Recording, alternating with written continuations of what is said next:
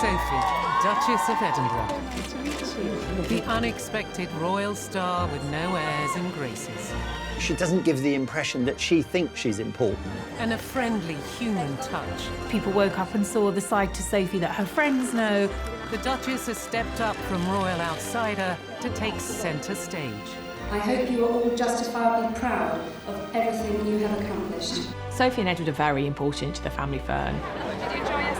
A happy family life has grounded her. Edward and Sophie have always been adamant that their children should have as normal an upbringing as possible. Her own personal challenges have informed her charity work.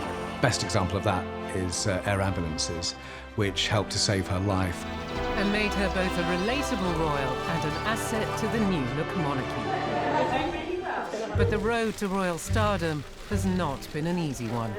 There have been moments of extreme public humiliation. She had been assured that this picture had been destroyed, it was never going to see the light of day. She was Mr. Blobby's PR, but didn't always court good publicity for herself.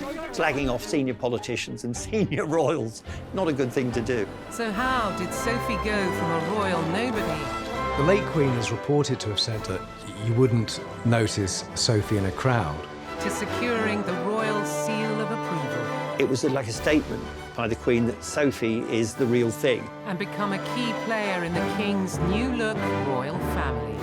What we have now is a Duchess of Edinburgh that I think we can all be really rather proud of.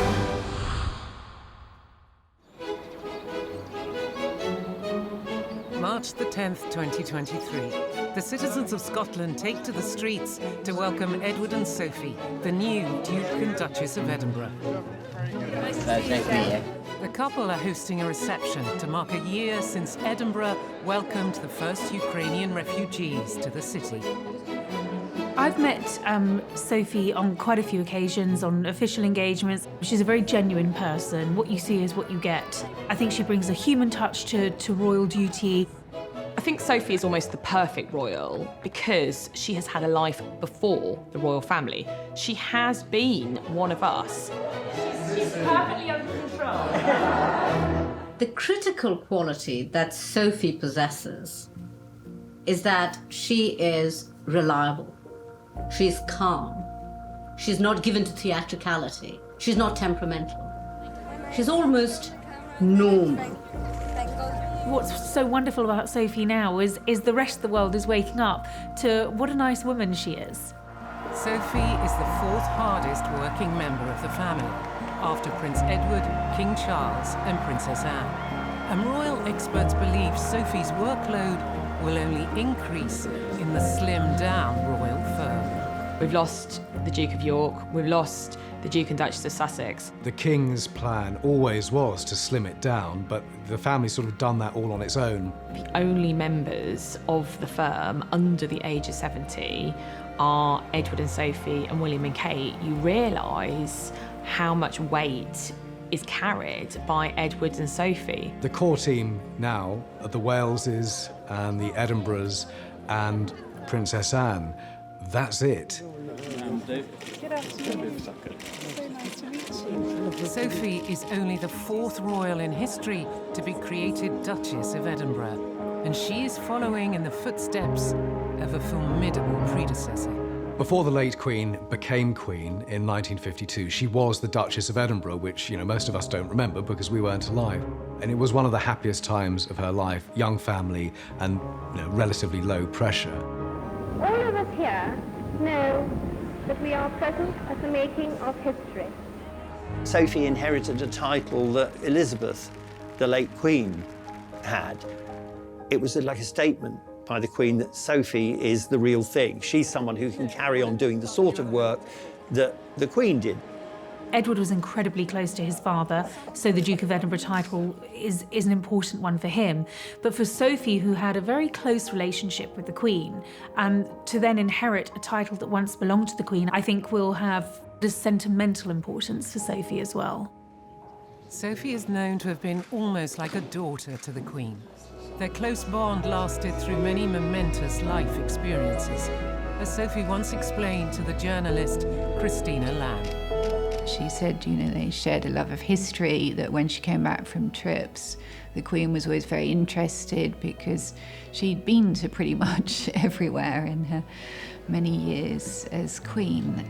Royal watchers were touched by the depth of feeling between them, especially when Sophie addressed the Queen by her private nickname. I was at Buckingham Palace when Sophie gave a speech in 2019 and she called her to the assembled guests Mama. Mama, when I have returned from my travels, I have been so proud to share with you the work I have witnessed being carried out under the umbrella of the Queen Elizabeth Diamond Jubilee Trust. And it was absolutely lovely.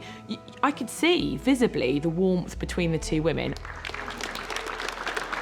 I was told by a friend of Sophie's that she had a very calming influence on the Queen and was sort of one of the people that the Queen would turn to when things got chaotic or difficult. She was seen as very level-headed, always giving good advice, and someone that the Queen could trust. The Duchess became a source of immense comfort to the Queen in her later years. They did share a love of horses, that's true, but more surprisingly, a love of war films. They watched films together. It was one of those relationships that brought out the ordinary in the Queen.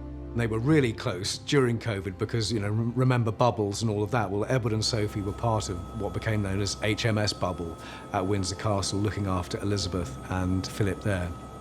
So they're even closer after that moment. Then the Duke of Edinburgh dies, and they're there, you know, everybody remembers that tragic picture of the Queen all on her own in the chapel. But they're there as close as they can be, supporting her there. By granting the Queen's former Duchess of Edinburgh title to Sophie, King Charles pays tribute to the bond she shared with his mother and honours the wishes of both of his parents. The master plan, as far as the late Queen and Philip were concerned, was always that Edward and Sophie would one day be the Duke and Duchess of Edinburgh. Charles was very well aware what his mother and father wanted, and he honoured their memories. She's a really unsung royal. You know, day in, day out, she does all these engagements that never really get much press, but absolutely make the day, the month, the year of every person she goes and speaks to. May 2023, the nation celebrates the crowning of our new King and Queen. And central to the events are the new Duke and Duchess of Edinburgh. Sophie and Edward and their children, Louise and James, were included in the coronation carriage procession back to Buckingham Palace. It was very lovely to see her celebrating the coronation out and about at big lunches and community projects around Britain. Sophie clearly relishes her royal duty and enjoys meeting people. Today, formality gave way to festivity. The Duke and Duchess of Edinburgh tucked into a coronation chicken pie at a big lunch in Surrey. Joining in with people here to share in a day of eating, drinking and celebrating. The Duchess clearly enjoyed the star-studded coronation concert broadcast live by the BBC from Windsor Castle. The likes of Katy Perry, Take That and Lionel Richie entertained the crowd, but it was Sophie who seemed to make the biggest impression. I think you got to see that sort of sense of fun and that joie de vivre about her when she was dancing in the royal box. Sophie is one of us, so dancing at a concert at Windsor Castle made absolute sense, and she knew it would look weird if she didn't. That's when I think most people woke up and saw the side to Sophie that her friends know, that her family love about her. Sophie is known as one of the most relatable royals. Her marriage to Prince Edward was a defining moment in the making of the Duchess. A modern wedding, clearly different in style to previous royal occasions. The then Sophie Rhys-Jones married Prince Edward on the 19th of June 1999 in St George's Chapel at Windsor Castle. It was the first time in more than a century that the son of a reigning monarch had married there. We've become used to weddings at Windsor now with Charles and Camilla and Harry and Meghan, but back in the 90s, that was really quite new. When you consider the previous two royal weddings before Edward's, you know, you had Diana and Charles's spectacular at St Paul's, and then Andrew and Sarah's wedding as well. Edward wanted to do something different. There were around 500 guests, but that's a tiny number given that Edward's an important member of the royal family. This was a very conscious decision to keep it relatively small. While Sophie's wedding day paid respect to royal traditions, it also reflected her wish for a more relaxed occasion, with a dress code to match. Viewers across the world will never have seen the British royal family in scenes quite as informal as these. Weddings are always about the hats. Well, the couple didn't want people wearing hats. And the dress code, rather than, you know, tails and all formal wear, was evening attire. So you had people turning up in beautiful evening dresses. Apparently, Queen Elizabeth, the Queen Mother, was not very happy about this informality diktat and said, "Darling, of course I'm wearing a hat." She did wear a hat, but Edward and Sophie did want it to be as intimate as it could possibly be for a royal wedding. Sophie's wedding dress sparkled, but was perhaps more understated than those of previous royal brides. She'd had 325,000 diamonds and crystals and pearls stitched into this dress, so it was absolutely beautiful. But there was a sort of elegant sophistication that was slightly downplayed in it, and I think, you know, that really does represent Sophie. The overall effect, despite the extraordinary sparkle, is of restraint. It's surprising if you compare it with when Diana married, with this enormous sleeves and puff shoulders and so on. She was also wearing a pearl necklace that Edward had given her as a wedding day gift. And she wore the Anthemian tiara, which was from the Queen's private collection. Though Sophie was happy to wear this family heirloom, she was keen to buck a royal wedding tradition, that royal newlyweds should entertain the crowds with a kiss. The kiss, of course, is another moment that the photographers and the world wants to see. Obviously, Charles and Diana did it. William and Kate, in later years, did it. I think they were saying, look, we're not going to do this. We're not here just to jump when you, the press, say jump.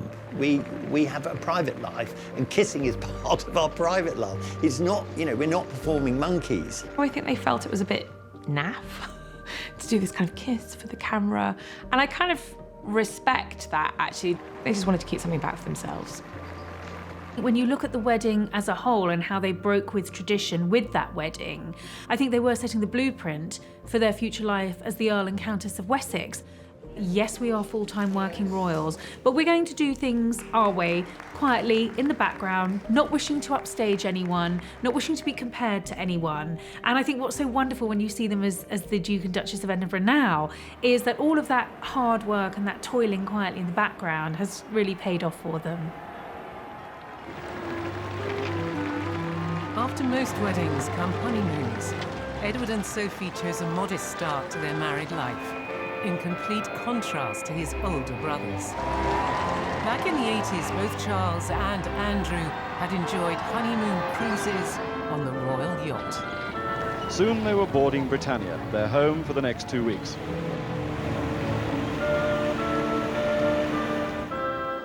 But Edward and Sophie sought privacy by spending 2 weeks on the Balmoral estate in Scotland. In doing so, they followed an example set by the Queen on her honeymoon.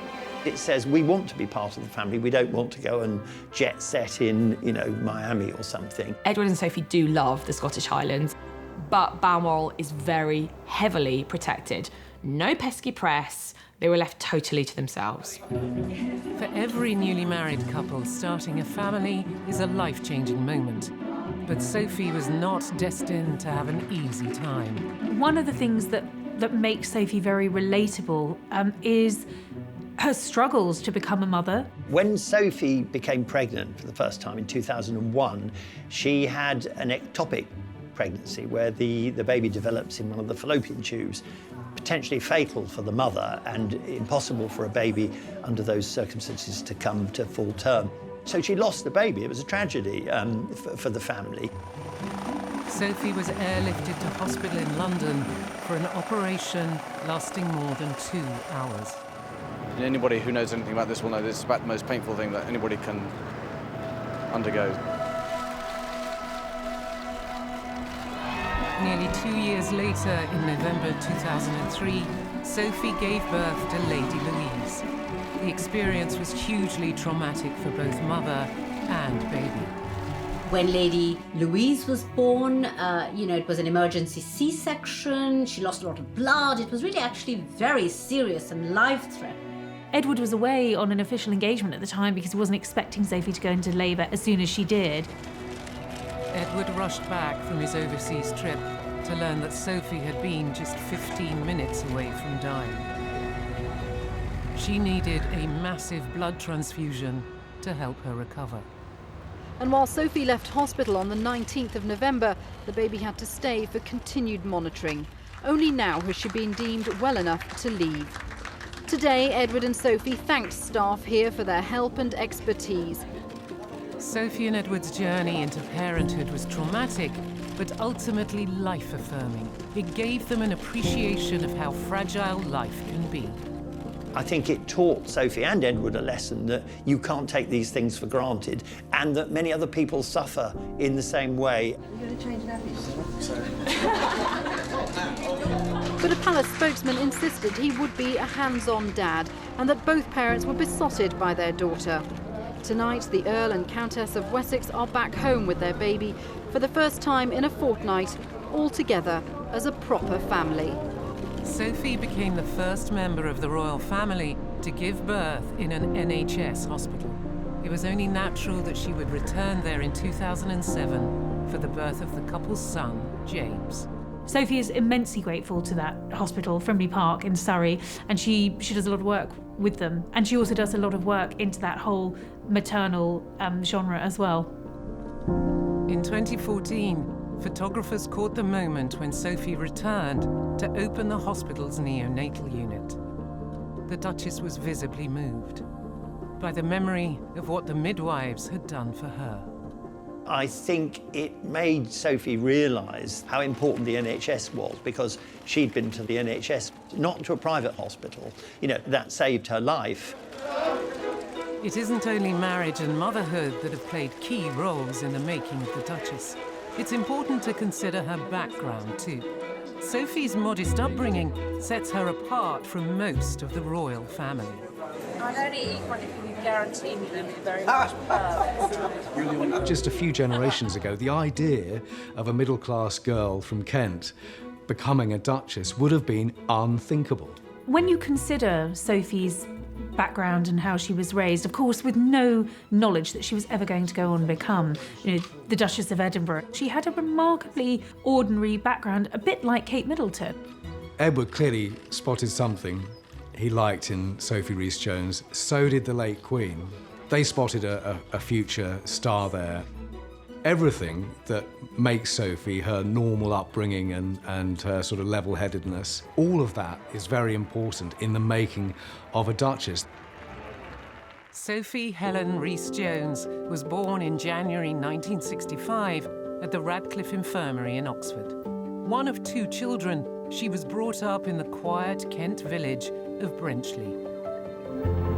Her mother Mary was the daughter of a bank manager and a part-time secretary. Her father Christopher imported tyres for a living, and Sophie stayed incredibly close to both of her parents. And it turns out that Sophie is descended, not directly, from the Viscount Molesworth. And the press enjoyed finding out that she wasn't as common as we'd thought after all. At school in Kent, Sophie gained 8 O-levels and 2 A-levels. But when she reached 18, she chose Secretarial College over university. She's not an intellectual, and I think in many ways that's why she got on so well with Edward. He famously isn't an intellectual, but they both had a strong work ethic. I think that sort of all-rounder good-naturedness about her has stood her in really good stead for the job that she does today. Sophie tackled numerous jobs in her 20s, including a season working at a Swiss ski resort. You meet lots of different people from lots of different walks of life, which is kind of perfect training for being a royal, of course. I think Sophie's very, very good at that immediate connection. In the 1980s, Sophie moved to London, where her career took a new direction. I think she started off in PR and worked for Capital Radio and famously doing PR for Mr. Blobby. One of the people she worked for was Brian McLaurin, who had a big communications agency at the time. He always had such positive things to say about Sophie. She's a professional. She can handle it. It's no problem. We deal with you guys every day of the week. And remembered her as being very hardworking, very popular, very on the ball, and just really actually very, very good at her job. Really, I enjoy working with the press because it has an air of unpredictability about it. I never know what I'm going to read next. By the mid-1990s, Sophie had co-founded her own PR company and was making a good income. She had met Prince Edward briefly back in 1987. The real meeting of minds came several years later, when both Edward and Sophie were present at a charity tournament. Most people meet their partners through friends of friends, at parties, at a bar, at a barbecue. I don't know. Not many people meet their partner at a real tennis event at Hampton Court Palace, but that's how they met. Famously, the person who'd been playing tennis at this event in 1993 with Edward couldn't play. And Sophie said, oh, I'd like to have a hit or something like that. And clearly they hit it off because very soon after that they started going out with each other. There is an interesting serendipity to the way Edward and Sophie first met. If she hadn't been working in PR, if she hadn't turned up that day for the real tennis match in 1993, none of the rest of it might ever have happened. Sophie, Duchess of Edinburgh, has been a hard-working member of the royal family for more than 20 years and was viewed with affection by her late mother-in-law. The Queen liked Sophie from the outset.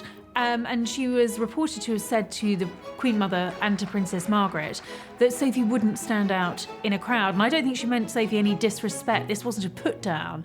To have this sort of young, independent woman coming into the royal family, but not eclipsing anyone, was actually something the Queen really admired and appreciated. After all the drama that the Queen faced with her other daughters-in-law, I think she was quite relieved. She gave the respect due to the Queen, both as her mother-in-law, but also as the Queen. That's a difficult balancing act. Sophie's apparent desire to avoid drawing attention to herself is perhaps reflected in coverage of her royal duties. It's rare that many cameras are invited to these events that Sophie does. I don't get it, because I think she's a star of the family and should be getting more publicity. But perhaps that comes from the Duchess herself. You know, she's comfortable with a couple of photographers there, but doesn't want the full show. Sophie's aversion to news cameras may be the result of the intense scrutiny she faced in the early 1990s when she first started dating Prince Edward. We forget now, but when she and Edward first became publicly an item, I mean, there was huge intrusion into her life from the tabloids. When any new royal relationship breaks, it's the press are like a pack of dogs after fresh meat. And everybody wanted to know everything about this beautiful blonde who'd captured Edward's heart. It was inevitable that the paparazzi were going to follow Sophie. Royal romances are good for business. The paparazzi sprang into action after the journalist who was famous for writing Princess Diana's explosive biography broke the story of this new royal relationship. The hottest royal correspondent, of course, was Andrew Morton with all of his revelations about Diana. He gets a sniff of the story of who Edward is dating, and apparently he walked into Sophie's office and said, "What's all this I've been hearing?" She tried to play the relationship down, but not terribly convincingly, and then the world knew that Edward and Sophie were an item. Fergie was blamed for leaking the story. Poor Fergie, she gets blamed for everything.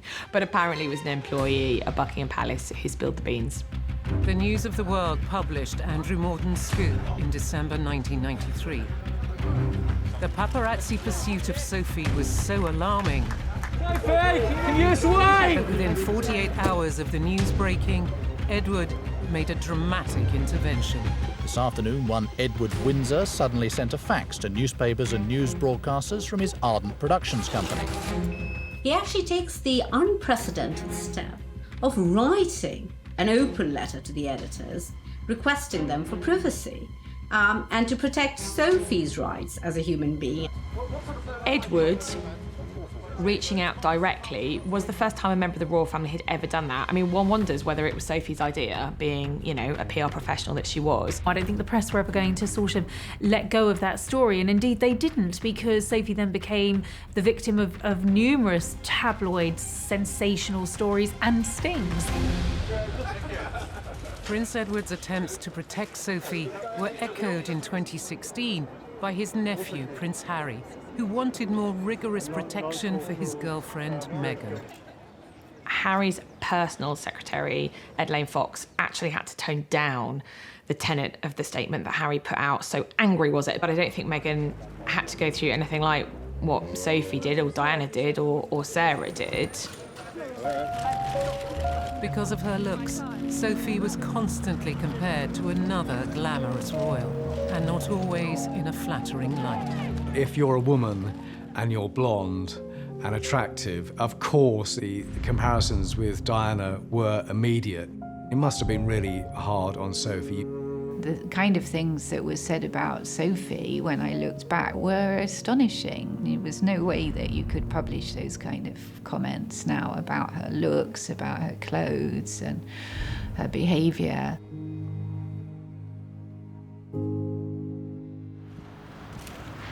Sophie was soon receiving so much press attention that she was given a rare privilege by the Queen that had not been granted to any previous royal girlfriend. Edward at that point was living at Buckingham Palace, and the Queen allowed Sophie to have a security pass, which enabled her to come and go as she permitted, and to, shock horror, stay overnight. This was a way, I suppose, for the Queen to actually help keep this relationship a little more private, give Sophie a little bit more breathing space. Sophie learned in a more gradual way to understand the complexities of the institution into which she was getting married. It's reported that one of Sophie's favourite anecdotes from this time is from a night she stayed at Windsor Castle. They weren't allowed officially to share a room or anything, but Edward tried to sneak into Sophie's room one night and trod on a corgi, which howled, and so Edward had to beat a hasty retreat.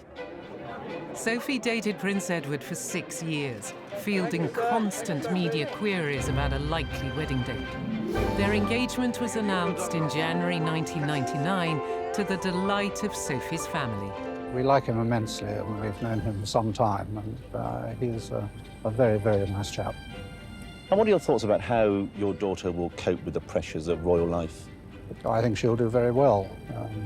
She isn't exactly catapulted in. It's been a fairly long apprenticeship. But no apprenticeship could have prepared Sophie for the tabloid troubles that lay ahead. Only 3 weeks before her wedding day, Sophie was humiliated by the Sun. She's building up to this big day, and the world's going to be watching. Here on the front page of The Sun is her having her T-shirt pulled up. Sophie Rhys-Jones was reported to feel utterly betrayed, and that her engagement had been ruined by The Sun's publication of a picture of her partially topless in Spain 11 years ago. She's larking around with Chris Tarrant, and he's pulled up her top, and part of her breast is exposed. Sophie knew about this picture because she was in it, but this picture had been around for years at Capital Radio in London when she was working in PR. During his Capital Radio broadcast that day, Chris Tarrant seemed defensive about the picture and was critical of its sale to the tabloids.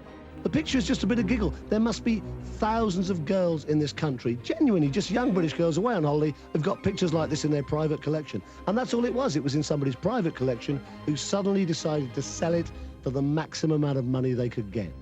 She had been assured that this picture had been destroyed. It was never going to see the light of day. But one of Tarrant's colleagues, Cara Noble, actually had held on to that picture. It's reported that Noble was paid £100,000 by the Sun. The backlash was so intense that the DJ was dismissed. She left the country and relocated to Los Angeles. The palace absolutely swung behind Sophie, as you would hope, and they said it was premeditated cruelty. The Queen, in Wales today, was furious at what's seen as blatant intrusion, and it was stressed the Prime Minister supported the royal family in condemning what's been printed and making an official complaint. The Sun, unusually, even admitted they were wrong and apologised and made a huge donation to charities of Sophie's choice. That was a press battle that the royal family won, but hugely mortifying and embarrassing for poor Sophie at the time. This unpleasant incident was a defining moment in Sophie's royal apprenticeship and gained her sympathy from the press and wider public. Pretty much everyone agreed it was a nasty thing to do just before someone gets married. Sophie, you know, she had this huge amount of good feeling, which lasted for a long time into the wedding and beyond. But if the topless exposé was humiliating, there was worse still to come. 2 years later, while Sophie was still running her own public relations company, she became front-page news again.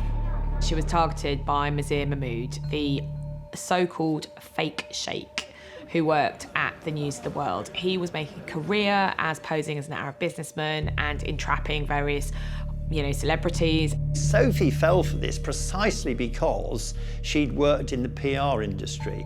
And in PR, if you've got a potential client, you have to be nice to them, you have to charm them. So poor Sophie said things which she must have deeply regretted.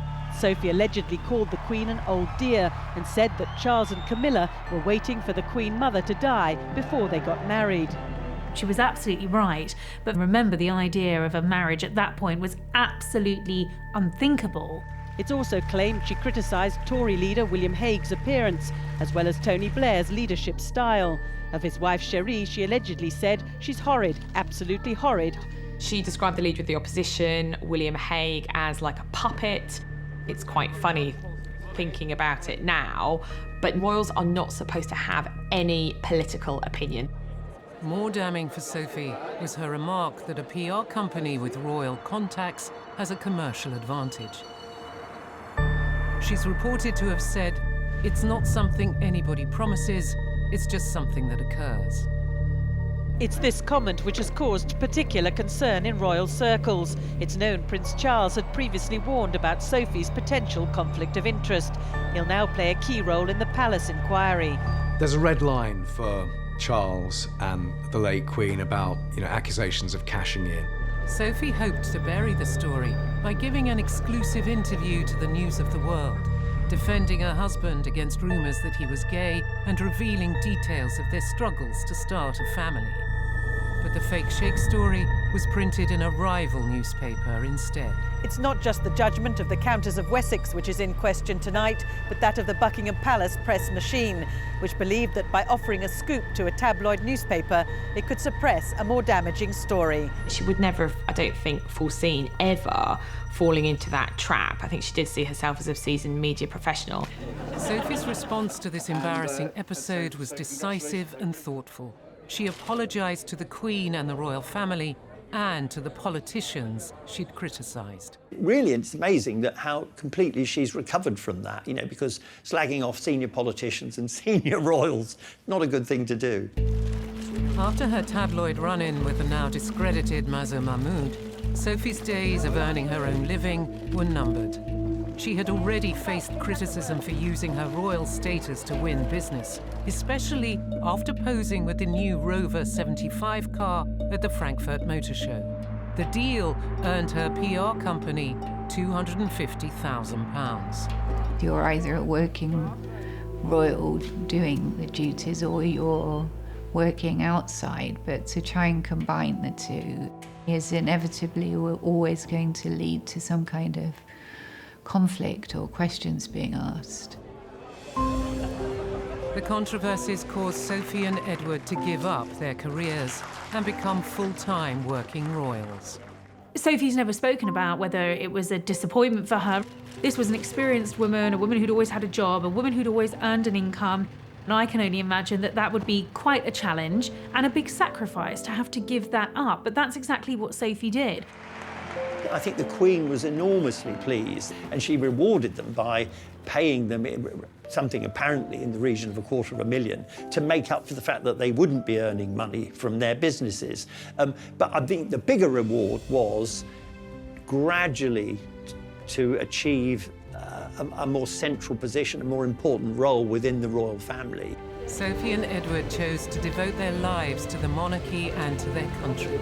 As a result, they have turned their lives around, finally earning the love and respect of the British people. Her route to ultimately becoming the Duchess of Edinburgh has been relatively seamless because she has played by the rules. She has accepted the royal rule book. She hasn't gone about tearing it all up as some royals have done. Since becoming a full-time working royal in 2002, Sophie has hardly put a foot wrong. Her 30-year journey from hassled girlfriend to dutiful Duchess has given her sound judgment from which later generations of royals can learn. It was the Queen who suggested actually to Meghan, Duchess of Sussex, that Sophie would be a really good person to talk to because Sophie had come in as an outsider, married into the firm and made a great success of it. But the suggestion was apparently not welcome. Meghan rejected this and said, oh, I don't need that, I've got Harry to do it. And Sophie, I think she was really hurt by that because it was simply an offer of help. Sophie invited Meghan round for a cup of tea and a chat at Bagshot Park, but it was never reciprocated at Frogmore Cottage. She must have thought later on that it was a bit rich that when Meghan complained, she didn't realise she had to curtsy to the Queen even in private. You know, these are the sorts of things that she would have found out from Sophie. And the Queen probably thought, well, if she becomes Duchess, she won't have to curtsy to Meghan anymore. And that would have been quite appealing. For other royals raised in a family that's famous for its emotional austerity, Sophie has been a comforting presence.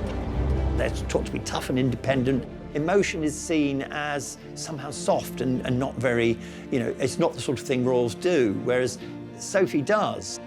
There was a moment in Scotland when the Queen's coffin was being taken to Edinburgh. Princess Anne is curtsying as the coffin arrives, and Sophie is there sort of supporting her. You got a glimpse of that closeness there. You can see she's more tactile with a literal human touch for Princess Anne, and with little Prince George as well, future king. There's always that hand of comfort there. Sophie is in a very enviable position of not just being a safe pair of hands in terms of her professional duties, but I think she's very well liked within the inner circle of the royal family. She does seem to have found that balance between being a royal and having a sort of ordinary, fun, happy, healthy lifestyle. Sophie is keen to maintain as down-to-earth a life as possible for her two children, Lady Louise Windsor and James Viscount Severn, now in their teens. She's just totally devoted to those children, involved in every part of their lives, and just is a wonderful, supportive mum. Edward and Sophie have always been adamant that their children should earn their own living and have as normal an upbringing as possible. So no HRH title, His or Her Royal Highness. They're signalling that they want them, but to have the chance to lead ordinary lives and work in a way that perhaps their parents would have liked to have done if things had been different. Lady Louise has just started university. We know that she got a job at a gardening centre in the summer, but other than that, we know very little about her, apart from the fact that she's inherited her grandfather's love of carriage driving. Sophie may come across as down-to-earth, but the Edinburghs live in a stately home boasting 120 rooms. It was a wedding gift from the Queen. I went to their house in Bagshot Park, which is enormous, when she was talking about trying to give her children a normal childhood, but then she sort of laughed and said, well, this isn't exactly normal when your grandmother lives in a castle and you live like this, but as kind of normal as possible within that. Since joining the royal family, Sophie has become the patron of more than 70 charities. The charities that sort of I feel she's most associated with are the ones that are quite personal charities for her. Her daughter was born with an eye condition, so there was a desire to help other people with similar problems. Best example is air ambulances, which helped to save her life in 2001 when she had an ectopic pregnancy. She's done as much as she can for air ambulances up and down the land ever since, because, you know, she feels that everybody should have access to them when they really need it. She recently succeeded Princess Alexandra as patron of the Guide Dogs Association. This is a charity that she's really happy to be involved with. She clearly loves dogs. They've got dogs of their own. Sophie has also used her royal status to highlight women's issues in other countries. Central to Sophie's charitable work is her support for women, especially women who've survived sexual violence, and her visit to South Sudan was part of that. She was very good at speaking to the women, lots of empathy, but also just sort of very down to earth, easy to talk to. Someone well known from the British royal family going there and speaking to survivors of sexual violence, the world's focus then is turned to a country like that, and it's much more difficult then for a country to ignore a problem. As the new reign of King Charles begins, it will be Sophie, Duchess of Edinburgh, who will be at the centre of it. She's managed to become, in a way, the go-to working royal, the reliable one, and the one who's seen by everyone to be doing good. She's developed her own style and look and her position within the family. I'm sure that she's seen by most people as the epitome of a sort of what a modern royal should be. Her years of dedicated duty, often away from the cameras, have made Sophie one of our monarchy's greatest assets. I think Sophie's legacy will be that you can be a commoner, you can join the royal family, and you can make a really good job of it. What we have now is a Duchess of Edinburgh that I think we can all be really rather proud of.